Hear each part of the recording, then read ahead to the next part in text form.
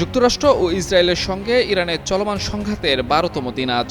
গত ২৮ ফেব্রুয়ারি থেকে শুরু হওয়া এই সংঘর্ষে ইরানের বিভিন্ন সামরিক ও বেসামরিক স্থাপনায় হামলা চালিয়ে যাচ্ছে যুক্তরাষ্ট্র ইসরায়েল। এতে প্রতিদিনই বাড়ছে হতাহতের সংখ্যা। তবে চলমান যুদ্ধ পরিস্থিতিতে এবার সম্ভাব্য নতুন লক্ষ্যবস্তুর তালিকা প্রকাশ করেছে ইরানের সামরিক বাহিনীর বিশেষ শাখা Islamic Revolutionary Guard Corps IRGC। তালিকায় মধ্যপ্রাচ্যে কার্যক্রম চালানো বড় বড় মার্কিন প্রযুক্তি কোম্পানির অফিস ও স্থাপনাগুলো রয়েছে।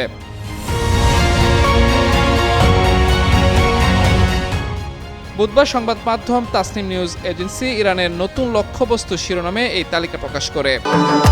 ভবিষ্যৎ হোক নিরাপদ, বিনিয়োগ হোক বিশ্বস্ত, আর আমার পছন্দ সল্ট বে। ওয়েলকাম টু সল্ট বে।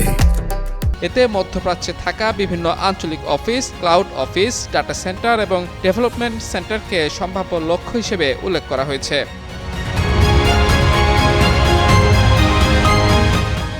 তালিকায় যেসব কোম্পানির নাম এসেছে তাদের মধ্যে রয়েছে Google, Amazon, Microsoft, Nvidia, IBM, Oracle ও পালান্তির টেকনোলজিস। এসব কোম্পানির ইসরায়েল সহ মধ্যপ্রাচ্যের বিভিন্ন স্থানে, বিশেষ করে দুবাই ও আবুধাবিতে থাকা অফিস বা প্রযুক্তি অবকাঠামোর কথা তালিকায় উল্লেখ করা হয়েছে।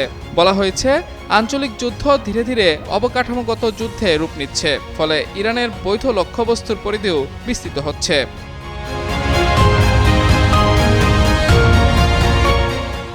এর আগে গত সপ্তাহে বাহরাইনে অবস্থিত একটি আমাজন ডাটা সেন্টারে ড্রোন হামলা চালায় IRGC।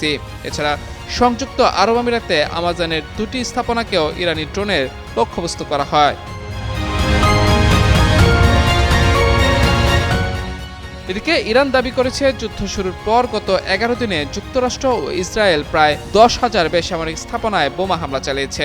এসব হামলায় এখন পর্যন্ত 1,300 জনেরও বেশি বেসামরিক মানুষ নিহত হয়েছেন বলে জানিয়েছে তেহরান।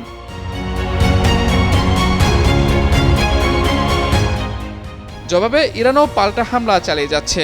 একই সময়ে উপসাগরীয় কয়েকটি দেশ জানিয়েছে, সাম্প্রতিক ঘণ্টাগুলোতে তারা একাধিক ক্ষেপণাস্ত্র ও ড্রোন প্রতিহত করেছে। এই দেশগুলোর মধ্যে রয়েছে কুয়েত, কাতার, সৌদি আরব ও সংযুক্ত আরব আমিরাত। মাহমুদুর রহমান, যুগান্তর নিউজ।